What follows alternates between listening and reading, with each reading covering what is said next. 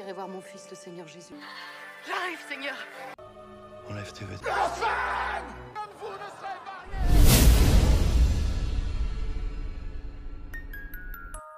Sebuah keluarga sedang berjalan beriringan dengan menggunakan delman. Saat mereka melewati sebuah patung Bunda Maria, rombongan keluarga ini berhenti dan seorang gadis kecil turun lalu berdoa pada patung Bunda Maria tersebut.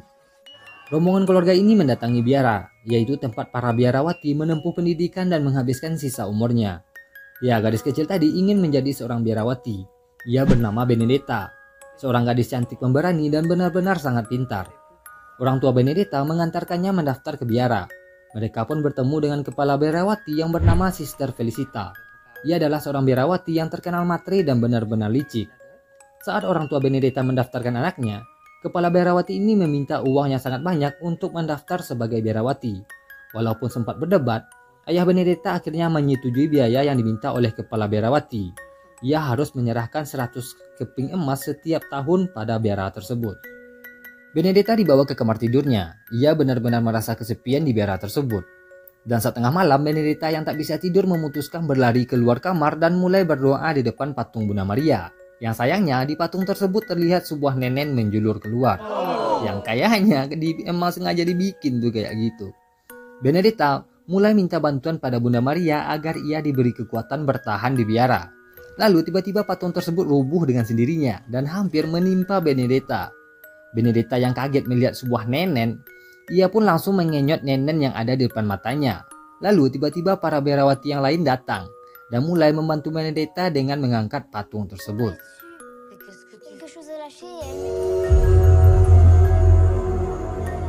18 tahun kemudian, Benedetta tumbuh menjadi seorang gadis yang benar-benar cantik. Saat biara mengadakan sebuah acara pentas drama yang bertemakan pengorbanan seorang biarawati, Benedetta bertugas sebagai pemeran utama.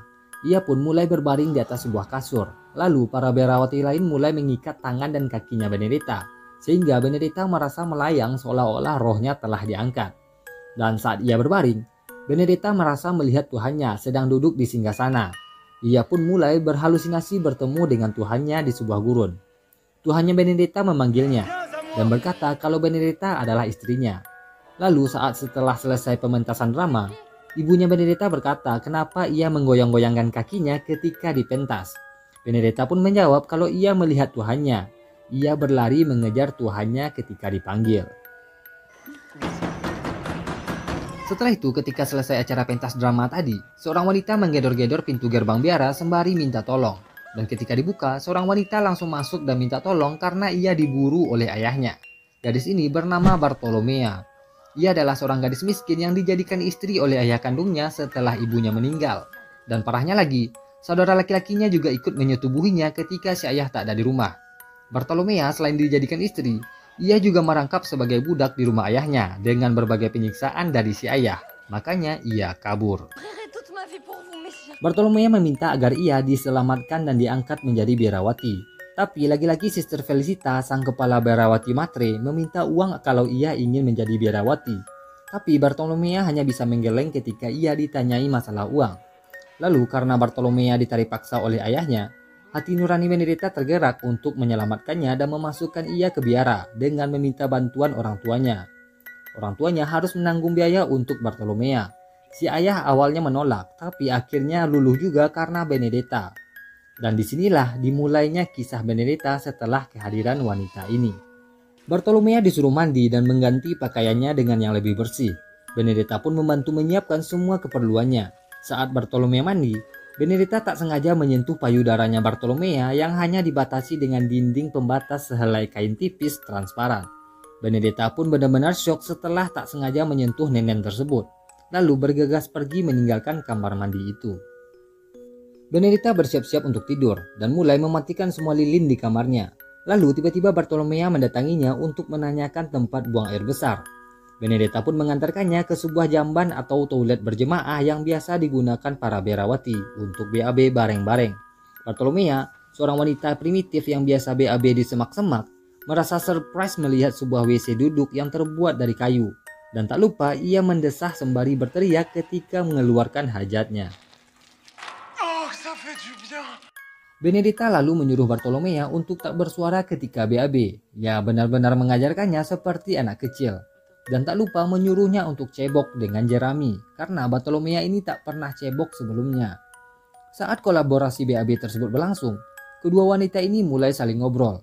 Bartolomea mulai menceritakan semua kisah hidupnya pada Benedetta, mulai dari dijadikan istri oleh ayahnya dan disetubuhi oleh saudara kandungnya sendiri. Benedetta benar-benar kaget melihat lebam-lebam di tubuhnya Bartolomea bekas pukulan dari ayahnya. Lalu mereka pun kembali ke kamar masing-masing. Saat akan memasuki kamar tidur masing-masing, tiba-tiba Bartolomea mencium bibirnya Benedetta. Ya, Bartolomea ini adalah seorang lesbian yang mulai tertarik dengan Benedetta. Benedetta langsung syok setelah mendapat ciuman pertamanya dari seorang wanita. Ia pun langsung berdoa pada Bunda Marianya karena ciuman tersebut dan meminta agar ia diberi kekuatan untuk mendidik Bartolomea. Setelah itu, para Berawati mengadakan acara nyanyi bersama. Lalu saat para Berawati sedang khidmat, Bartolomea diam-diam menyelinap ke belakang barisan para Berawati. Ia pun memilih berdiri tepat di belakangnya Benedetta. Melihat Benedetta sedang khidmat bernyanyi, Bartolomea dengan isengnya meraba pantatnya Benedetta dan mulai menyentuh area vitalnya. Benedetta langsung kaget ketika Bartolomea memasukkan jarinya. Lalu seketika Benedetta berhalusinasi sedang diserang oleh sekumpulan ular yang mulai melilit tubuhnya. Tiba-tiba Tuhannya Benedetta datang menyelamatkannya dengan membantai habis ular-ular tersebut. Ia pun mulai berbicara dengan Tuhannya. Lalu mereka berdua berciuman setelah sedikit percakapan. Ya, biarawati ciuman dengan Tuhannya. Lalu si Tuhan berjalan pergi meninggalkan Benedetta. Para biarawati terdiam melihat tingkahnya Benedetta yang berjalan dan berbicara sendirian di tengah acara nyanyi bersama. Benedetta yang tersadar langsung malu dan kembali melanjutkan acara nyanyi tersebut sembari memandang sinis pada Bartolomea. Setelah itu, Benedetta merawat seorang biarawati tua yang sedang sakit. Biarawati ini menderita tumor payudara, dan ketika si biarawati itu membuka semua pakaiannya, Benedetta langsung syok, karena itu pertama kalinya ia melihat seorang manusia telanjang di depannya. Ditambah lagi, payudara biarawati tua itu berdarah dan mengeluarkan nanah, kayak bisul gitu. Lalu setelah itu Benedetta kembali ke tempat tidurnya sembari membawa sebuah piring yang mengkilap. Ia pun langsung bercermin dengan piring tersebut dan mulai memperhatikan payudaranya sendiri. Setelah kejadian itu, Benedetta mulai sakit-sakitan. Ia pun berteriak-teriak seperti orang kesurupan, sehingga kepala biarawati memutuskan mengikat tangan dan kakinya Benedetta. Saat diperiksa oleh dokter biara, ia menemukan terdapat empedu hitam di urinnya Benedetta atau di kencingnya. Dan si dokter atau tabib memberikan jus opium atau heroin jikalau Benedetta berteriak-teriak kesakitan lagi. Saat tangan dan kaki Benedetta terikat, Bartolomea mendatanginya.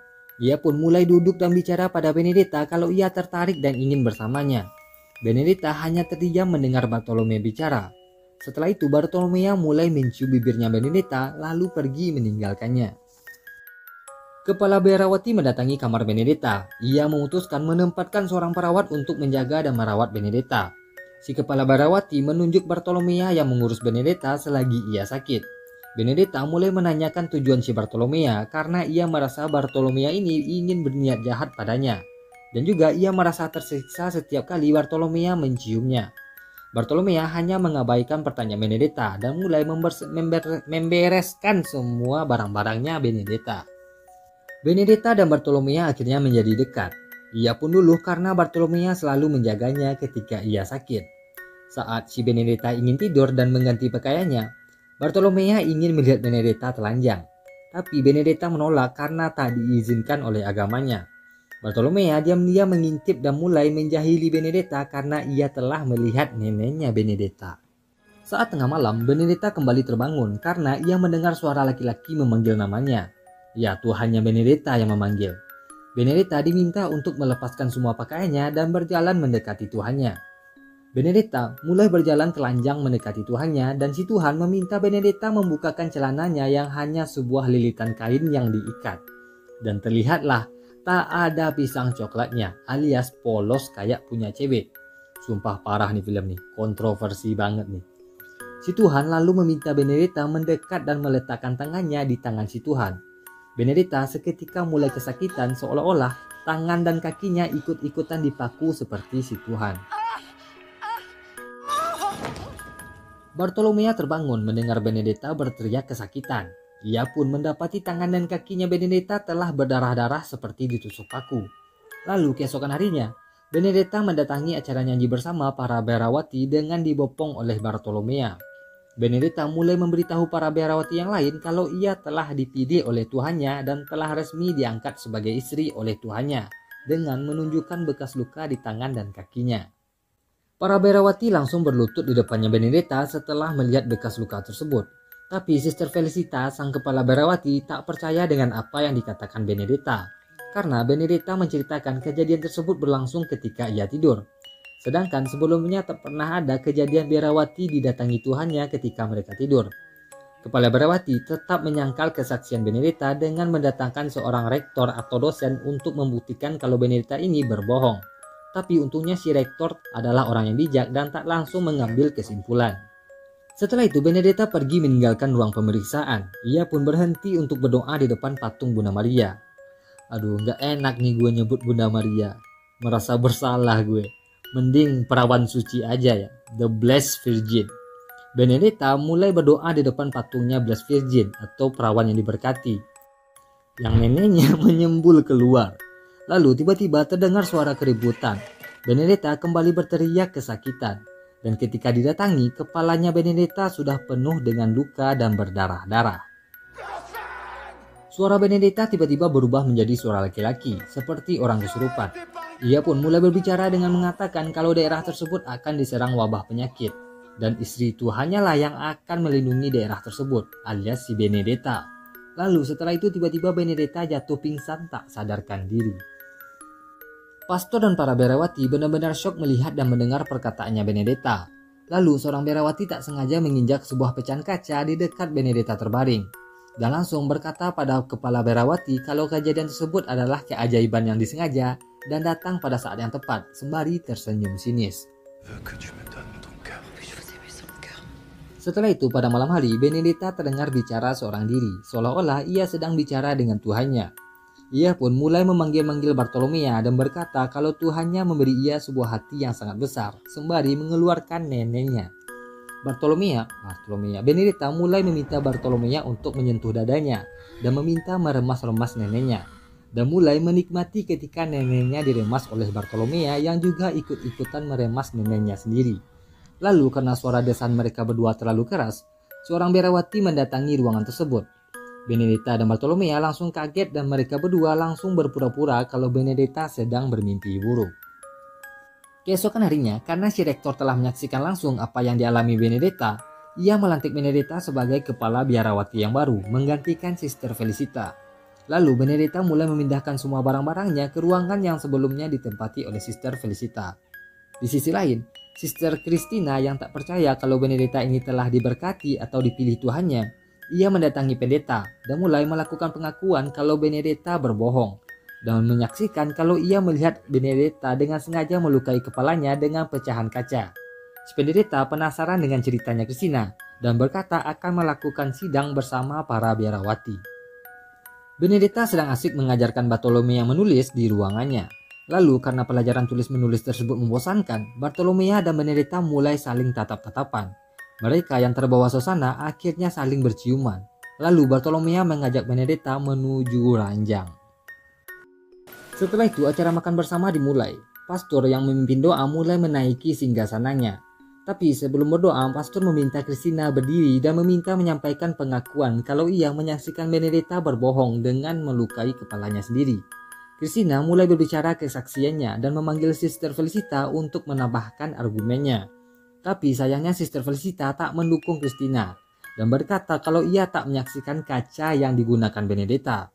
Christina akhirnya malu dan dihukum dengan mencambuk dirinya sendiri di depan para biarawati. Bartolomea mulai ragu dengan kesaksian Benedetta kalau ia telah diberkati Tuhannya. Ia pun tak merespon ketika Benedetta mengajaknya bercumbu. Lalu tiba-tiba Benedetta berjalan menuju meja dan mulai memainkan itunya sendiri dan mulai mendesah keenakan. Lalu tiba-tiba ia langsung menangis meminta ampun pada Tuhannya dan berkata kalau Tuhannya lah yang meminta ia memainkan area vitalnya atau masturbasi. Setelah itu Benedetta dan Bartolomea kembali bercinta. Bartolomea yang benar-benar binal memberikan sebuah kado untuk Benedetta, yaitu sebuah patung perawan suci yang di bawahnya telah diukir dan dibentuk menyerupai pisang coklat atau kelaminnya laki-laki. Kedua wanita ini mulai bereksperimen dan bercinta dengan memasukkan alat tersebut ke itunya Benedetta. Tapi sayang, ketika mereka sedang enak-enak berdua, Sister Felicita mengintip dari sebuah lubang. Ia pun menyaksikan semuanya dan memutuskan berangkat ke kota memanggil Uskup Agung untuk menyidang dan menghukum Benedetta. Saat sampai di kota, para penduduk mulai diserang wabah penyakit. Sister Felicita benar-benar ketakutan melihat banyak orang-orang yang mati di jalan lalu dimasukkan ke sebuah lubang. Sister Felicita mulai menceritakan semua yang ia lihat pada Uskup Agung, sehingga Uskup Agung berangkat bersama pasukannya ke biara tempat Benedetta. Setelah itu Benedetta disidang di depan para biarawati dan pastor.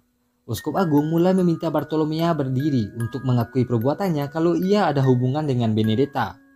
Bartolomea membantah semua tuduhan tersebut dan bahkan ketika diancam Bartolomea tetap tak mengakuinya. Lalu Uskup Agung meminta Sister Felicita untuk bersaksi dan menceritakan semua yang ia lihat. Dan akhirnya terdengarlah kalau ia melihat Bartolomea memasukkan miniatur Bunda Maria atau perawan suci ke kemaluannya Benedetta. Tapi Bartolomea tetap membantah tuduhan tersebut sehingga ia dibawa ke ruang bawah tanah. Bartolomea dibawa ke ruangan bawah tanah, tangan dan kakinya diikat ke sebuah meja. Uskup Agung mulai mengeluarkan sebuah alat untuk menyiksa Bartolomea, yaitu sebuah alat yang akan dimasukkan ke kemaluannya Bartolomea, sehingga Bartolomea berteriak kesakitan. Benedetta langsung menangis sejadi-jadinya mendengar teriakan Bartolomea yang disiksa karena menyelamatkannya. Sister Felicita juga ikut-ikutan merasa bersalah setelah mendengar teriakannya Bartolomea. Tapi tiba-tiba setelah mendengar teriakan tersebut, Sister Felicita muntah darah. Dan ternyata ia juga telah terkena wabah penyakit sekembalinya dari kota. Di sisi lain, Benedetta mencoba mengambil hatinya Uskup Agung dengan mendatangi kamarnya lalu mencuci kaki uskup tersebut. Tapi saat ia sedang sibuk mencuci, seseorang mengetuk pintu ruangan tersebut dan membawa Bartolomea ke ruangan itu. Bartolomea akhirnya menyerah ketika disiksa. Ia pun mengakui hubungan gelapnya dengan Benedetta dan mengambil miniatur Bunda Maria yang ia simpan dalam sebuah buku. Benedetta akhirnya dikurung, sedangkan Bartolomea diusir dari biara dan pakaiannya diganti dengan pakaian seorang pelacur. Lalu ketika uskup menandatangani surat pemecatan dan hukuman untuk Benedetta, ia mendapati tubuhnya udah penuh dengan bentol-bentol. Ya, ia juga terkena wabah penyakit. Sedangkan ia berkata kalau hanya orang-orang berdosa yang terkena wabah tersebut, sehingga ia menyembunyikan penyakitnya itu. Benedetta meminta agar ditempatkan satu ruangan dengan Sister Felicita yang juga diasingkan ke ruang bawah tanah. Dan karena merasa bersalah, Sister Felicita luluh dengan sikapnya Benedetta, sehingga mereka berdua pun berencana untuk menyingkirkan dan mengusir si uskup dari biara tersebut. Setelah itu Benedetta dibawa keluar biara. Ia pun diarak dengan sebuah kereta untuk mengakui perbuatannya di depan khalayak ramai. Lalu tiba-tiba Benedetta kembali kesurupan Tuhannya dan suaranya kembali berubah menjadi suara laki-laki. Benedetta mulai berkata kalau ialah yang bisa menyelamatkan kota tersebut dari wabah penyakit. Lalu tiba-tiba Sister Felicita datang dengan sebuah jubah hitam mendekati Benedetta. Ia pun mulai membuka jubahnya dan mulai memperlihatkan penyakit yang menggerogoti tubuhnya. Sister Felicita mulai berkata kalau si uskup yang membawa penyakit tersebut ke biara. Si uskup yang tak terima langsung memerintahkan pasukannya mengikat Benedetta di atas tumpukan jerami. Ya, Benedetta akan dibakar.